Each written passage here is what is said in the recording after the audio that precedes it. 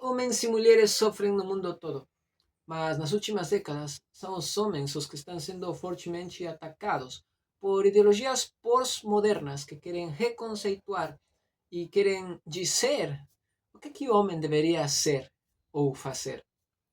Existem dados estatísticos que ou estão sendo censurados ou simplesmente está procurando-se não falar de isso. Dados preocupantes. Um dos dados do Ministério de Saúde diz que, do total, 80% são homens os que tiram sua vida. Essa porcentagem está em aumento cada ano. A própria Polícia Federal reconhece que muitos dos casos de homens envolvidos em maltrato doméstico, ou que simplesmente chegam para a polícia ou para o hospital, esfaqueados, queimados ou baleados por suas parceiras, ao final decidem não levantar nenhuma denúncia por vergonha, geralmente, ou porque até eles acham que mereceram esse ser apanhados, esse castigo, que mereceram. É surpreendente como eles estão chegando a pensar. Ao final vão embora sem levantar nenhuma denúncia, às vezes por medo a represálias também.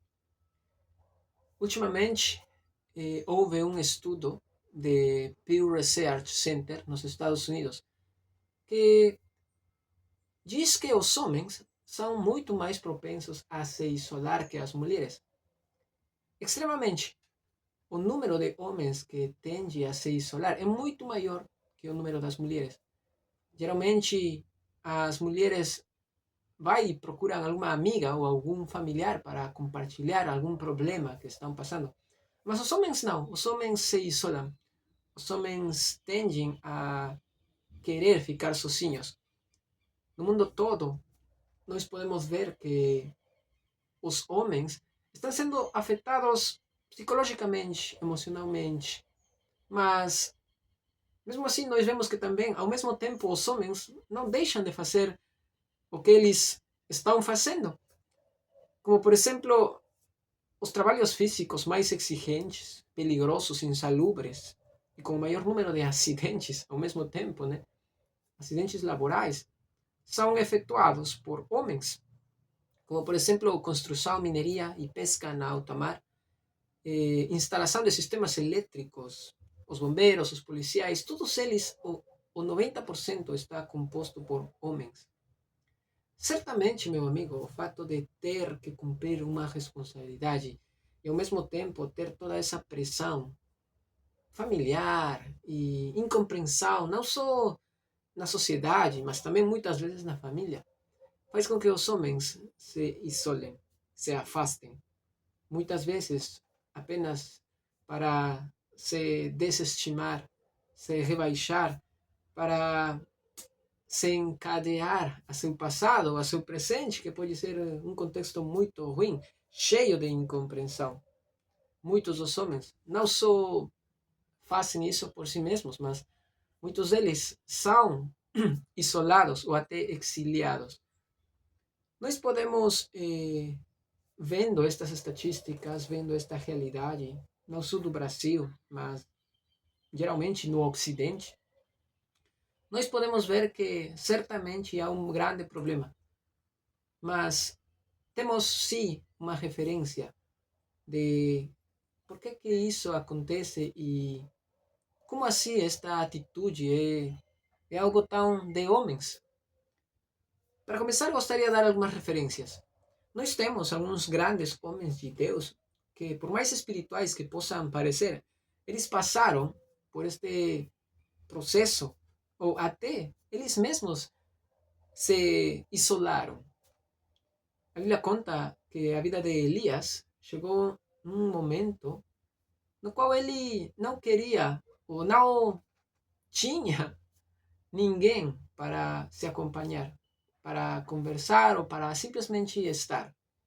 Após ele ter confrontado os profetas de Baal, a Bíblia diz que ele foi levado a um lugar onde os corvos, as aves, os pássaros alimentavam ele. E seguramente ele passou ali um tempo considerável, ou até um grande tempo, não sei. Não diz quanto, mas por ser um tempo seguramente extenso, ele sofreu, sim, depressão, sofreu solidão e até chegou ao ponto de desejar a própria morte.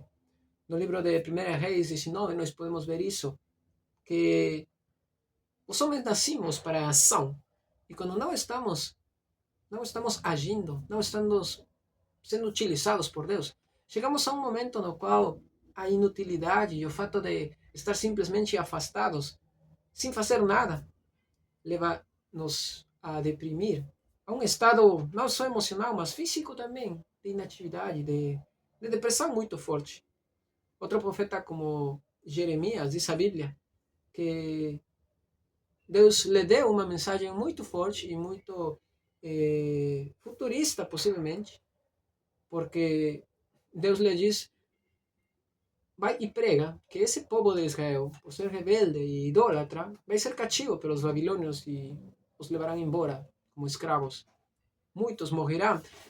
Imagina a um profeta dizer isso num tempo no qual as coisas não estão ruins, mas estão indo bem. E imagina que tu tenhas que falar isso para pessoas que não só se acham, mas que também tudo em seu contexto diz o contrário. A pregação de Jeremias era totalmente absurda para seu tempo.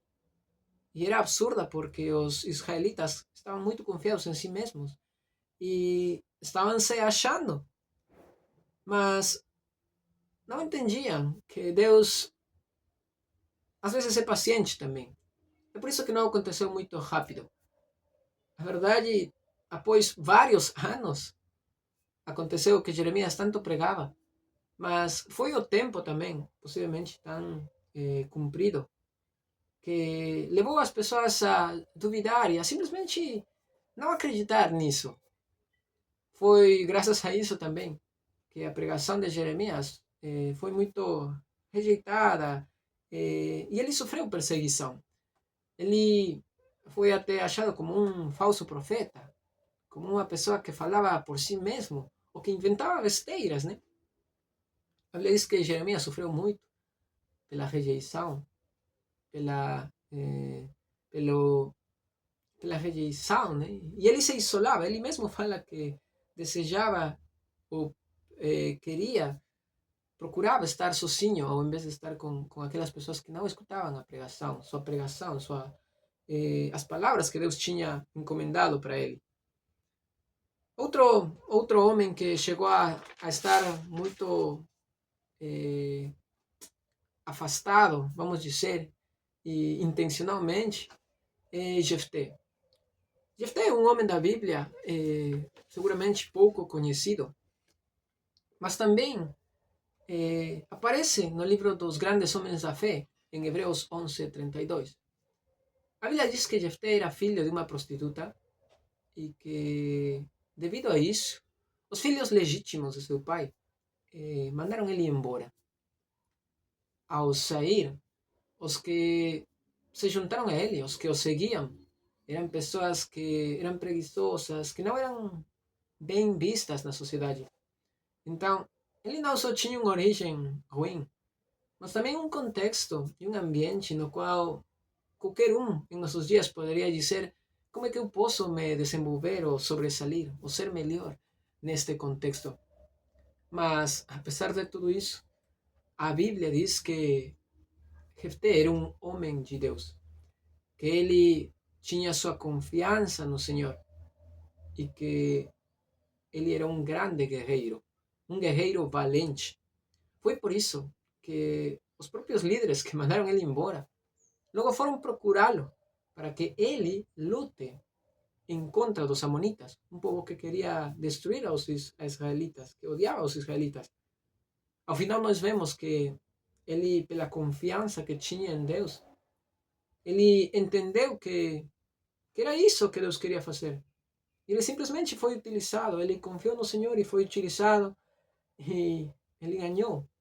Ele ganhou todas as lutas. Ao final ele termina como o líder de seu povo.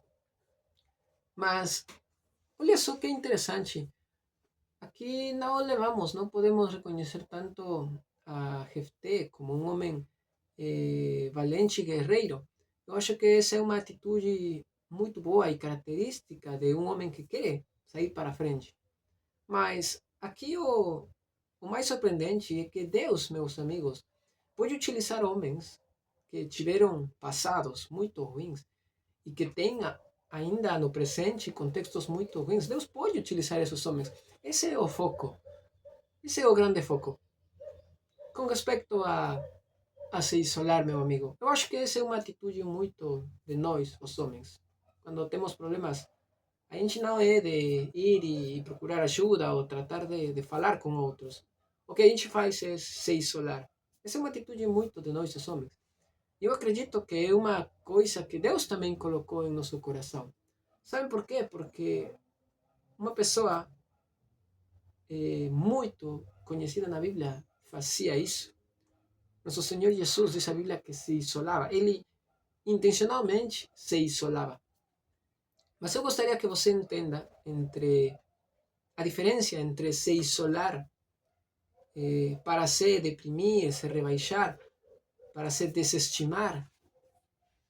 O fato de se isolar como uma forma não saudável de a prática de se isolar que Jesus tinha, que era com um propósito, que era intencional, era cheio de propósito, era temporário, não era simplesmente como uma consequência de algum problema e passava meses assim, não.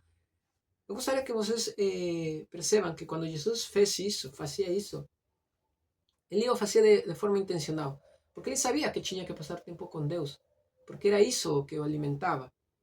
Então, se isolar é algo bom quando é intencional e quando é para ter comunhão com Deus. O segundo, ele sabia que tinha responsabilidades que cumprir.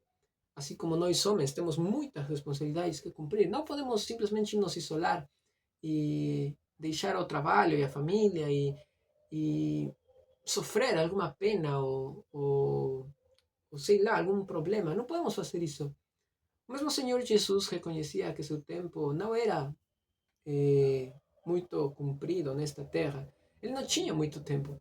Assim mesmo nós, ninguém mora, ninguém pode estar nesta terra, ninguém vive 5.000 anos. A gente tem apenas 60, 70, 80 anos. Muitos vivemos menos. Eu não sei, possivelmente eu só vou ter 40 anos.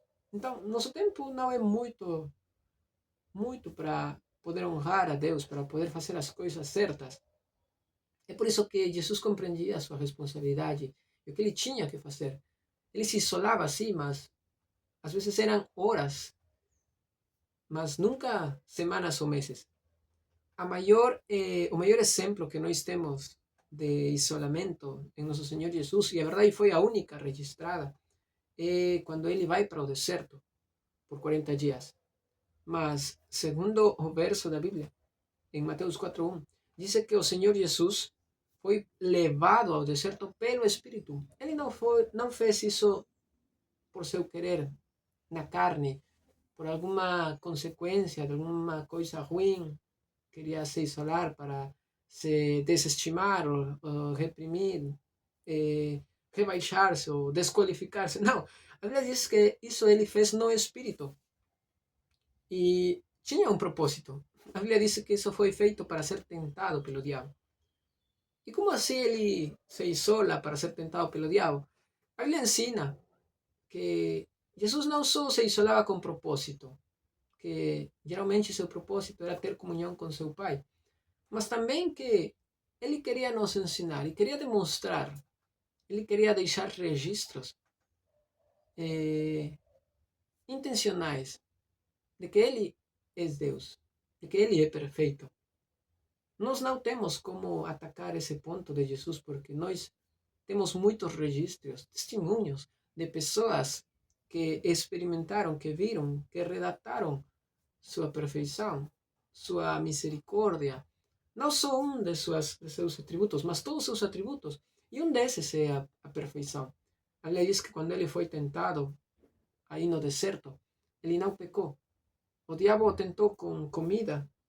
Jesus estava, de alguma forma, nos demonstrando que ele também passou fome, ele passou frio e passou solidão, passou tudo o que nós passamos como humanos. Mas ele não pecou, ele não desistiu, ele nunca caiu. Até quando lhe foi oferecido aos reinos deste mundo, ele não vendeu, ele não negociou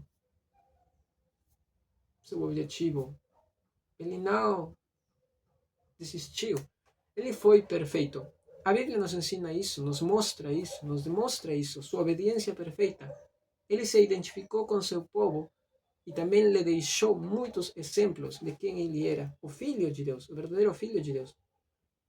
Então, meus amigos, uma coisa, para ir terminando, eu gostaria que vocês entendam que sempre que há isolamento de nossa parte, aí vai ir junto o diabo também.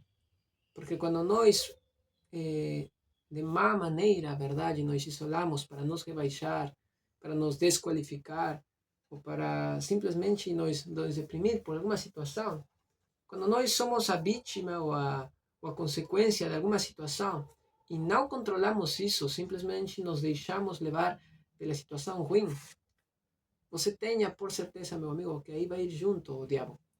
E vamos ser fortemente atacados por ele. É por isso que se isolar, meu amigo, é muito bom. Sempre que é intencional, sempre que é temporário e sempre que é cheio de propósito. Mas se isolar como um refúgio para estar encadeado no passado ou em situações, problemas do presente, é muito perigoso. É muito perigoso. Eu lhe animo a que você possa reconsiderar Hebreus 10, 24 e 25. Você que é o homem que está lutando, você que é o homem que está entendendo esta mensagem, você que é parte destas estatísticas, considere isso aqui. A Bíblia diz que a Igreja de Deus foi criada para nos estimular ao amor e às boas obras. O fato de pertencer a uma igreja, meu amigo, te anima, nos anima a poder participar em atos de amor, de misericordia, não só pelos que estão na igreja, mas pelo mundo, pelos outros, os que sofrem. Paramos de ver a nós mesmos como os únicos que sofrem, mas consideramos a outros. O fato de fazer isso nos encoraja, porque Jesus, mesmo também sofrendo, ele não se centrava em si mesmo. Ele olhava para os outros.